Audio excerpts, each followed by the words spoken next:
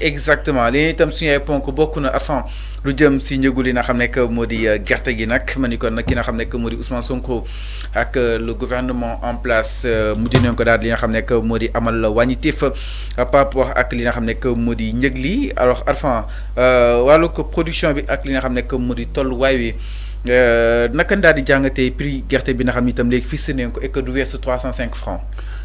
dama man bi ma yéegee bu ma gisee démb le ministre comment il s'appelle Mabouba Diagne bi ma ko gisee démb à la RTS muy wax dama ne dama njëkk a wax alhamdulilahi rabil alamin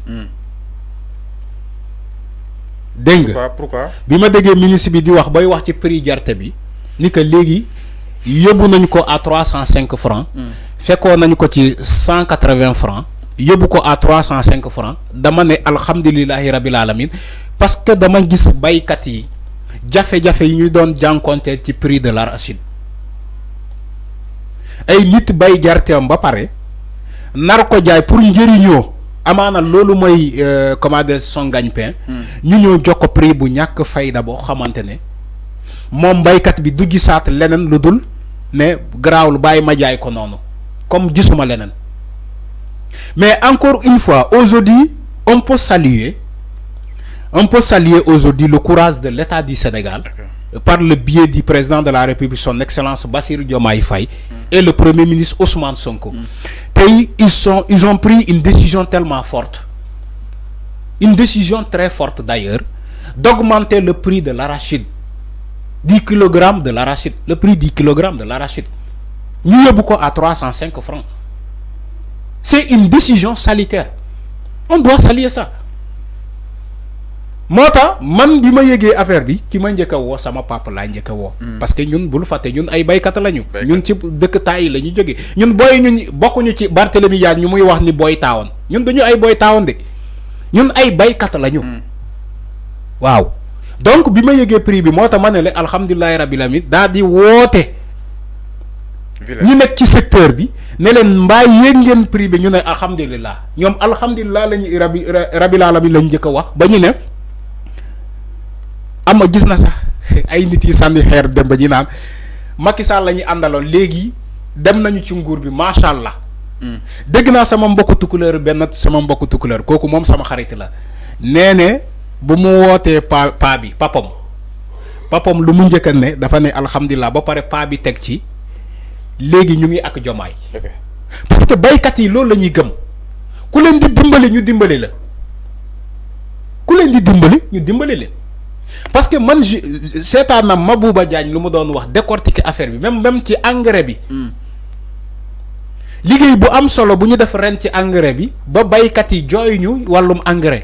305 francs Ibrahima Sori. ok ba baykat yi jànguñu ki commandé jooy ñu mbir engrais. engrais ren. te nee na déwén bu déwénaate dinañu gën a yokk seen doole. ci loolu. Alors, donc c'est une décision à saluer. Parlant de ça exactement, parlant de cette décision, je t'invite pour nous commenter bien journal. Tafa yónnee nañ la du côté de la régie exactement, peut-être sur Facebook. ñu xool ko enfin journal La Tribune dafa ñëw que ni détresse des producteurs d'arachide, la mauvaise récolte gâche la traite. Journal Bougane Gueye Dany bi exactement. jàpp ni aussi le prix du kilogramme d'arachide fixé à 305 francs pour étouffer la récolte catastrophique. Pour étouffer la récolte catastrophique. xaaral ma ñëw pareeguñu. ñoo leen aussi les paysans n'ont pas jégalu leeru bu baax. Les paysans n'ont pas souvenance d'une mauvaise récolte de l'arachide. Cette année, le monde rural est sous la menace d'une insécurité alimentaire. Donc, j'ai lu le journal le matin.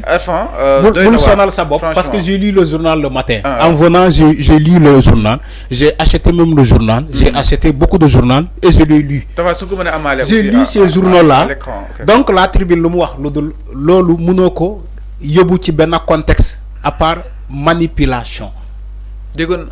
C'est un journal bon xamantene ci manipulation la deuk. Maintenant bu la mauvaise récolte gâche la traite. Gâche la traite ba paré mu né prix buñu fixé état fixé Sonacos moko fixé. Sonacos mo fixé le kilo à 305 francs. te Sonacos état du Sénégal moo ko moom d'accord donc bu taxawee tribune bu taxawee ne le prix des 305 francs c'est pour étouffer la mauvaise récolte ba pare moom joxewul ay preuves moom kan moo ko jox loolu parce que aussi les agriculteurs ils ont une coopérative les coopératives là ils ont aussi des associations.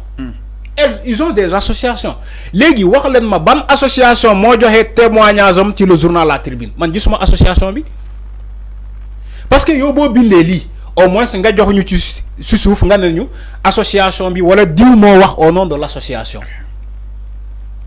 parce que agriculteurs yi am nañu association n'est-ce pas.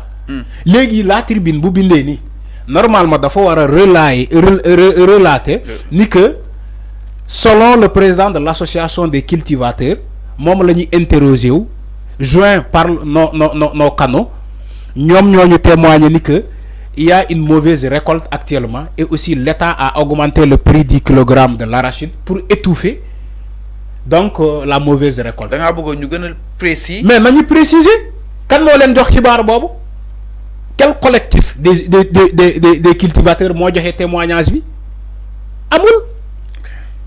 Moi, j'ai lu le journal. Un journal qui est basé dans la manipulation. C'est la manipulation. La Tribune, l'Observateur. Auparavant, les gens parlaient même de l'Observateur. Mais maintenant, La Tribune, c'est manipulation. Voilà des journaux qui manipulent à longueur de journée. Bon, aux États-Unis, ce journal-là sera censuré. Cela sera censuré. Non, je te parle sérieusement. La Tribune aux États-Unis, ce journal-là sera censuré de l'information de l'État. Donc, il est censuré, effacé carrément de la presse.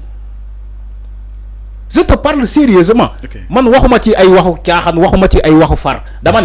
La Tribune, le journal-là, si c'est aux États-Unis, mais est-ce que elle sera censurée. Ce journal-là sera censuré parce qu'elle manipule. Le journal manipule à longueur de journée. Mais avant aussi, il y a des produits que Renji, Yefi, Khawtabar, concrètement, c'est une récolte et tant d'autres. Est-ce que les Japonais, ni de notre traité angle B, moi, tu me traiter ben angle bo xamni tam da fay ñew ci de très sul dina xamné ko modi producteur yi donte sax prix bi yok nañ ko. Ouais, mais boy traiter angle dang koy traiter correctement. Fallou, on est tous des agents de l'information et de la communication. Boy traiter angle, donc koy traiter complètement. Da ngay andi des pièces justificatives. Moi manam les témoignages. Les témoins. Les témoins. Ñu wax. Oui. Ñu léral ko. Maintenant, noy traiter angle ba paré nga jox sa photo, nga def photo baykat yi ci ki li, légui ça y est, c'est fini. Nga bind li ngay bind ci souf. OK. Ça, c'est de la tricherie. Ça, c'est de la tricherie dans l'information. Ce que La Tribune fait là, c'est de la tricherie. C'est de la tricherie. On ne peut pas manipuler un peuple. Nga basé ko ci tricherie. Ça n'a rien à voir avec la déontologie. L'éthique et la déontologie. Bon, maintenant, mom lañu former journaliste ici. C'est de la manipulation. Moi, si c'est aux États-Unis aujourd'hui, ce journal-là sera censuré. Non, enfin, ah, d'accord. C'est ça l'éditorial. D'accord. Le pourquoi, enfin, peut-être ça. Mais c'est un journal d'opposants. C'est un journal d'opposants. C'est un journal d'opposants. Mais il faut liguer opposants. Mais c'est. Fallo, toi aussi. Fallo toi aussi. Ñom pas Moussa Traoré ñu leen ziar Fallo toi aussi. Angel Mendy sama xarit la Angel. Fallo la société Fallo toi aussi. Xam na Angel sama xarit la nga tok fi bëgg caricaturer la Tribune. Man caricaturer au man la Tribune. Angel Mendy ziar na la ba la société Tribune. D'accord, sous la neige. Fallo, nous on a tous des amis partout. On a des amis partout. Mais bu bindé naka sudul nonu dang koy recadrer, dang koy né li ngay définir ça n'a rien à voir avec la presse, ça n'a rien à voir avec du journalisme. Ça n'a rien à voir avec l'information. Tu fais de la manipulation. C'est comme si tu me dis que un journal qui est en France qui bout de canard enchaîné.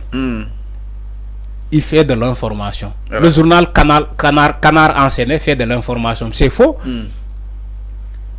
C'est comme si tu me dis. Non, c'est comme si tu me dis Charlie Hebdo faisait de l'information. Mais c'est pas de l'information. C'est clair, avant. C'est comme si aujourd'hui tu me dis, Jeune Afrique fait de l'information. Non, ils font pas de l'information. C'est comme si aujourd'hui tu me dis que Confidence Afrique fait de l'information. Non, ils font pas de l'information. Ils font des chiffres d'affaires. Moi, madame, manipuler, ils manipulent pour avoir de l'argent. Ces journaux-là manipulent pour avoir de l'argent. Ça n'a rien à voir avec l'information. Moi, ce que Canard Enchaîné fait en France, c'est ce que La Tribune fait au Sénégal. C'est ce que La Tribune fait exactement au Sénégal. Donc, que Canard Enchaîné au Sénégal, Tribune. C'est ça la réalité. Parce qu'ils font exactement la même chose. Alors par rapport à li nga xamné que modi xër gu ñëk bu La Tribune lolu mo ci gëna fess exactement. Alors du côté de la régie Tafa ñu daal di koy jéxalé sans doute c'est une matinale d'information le tour que de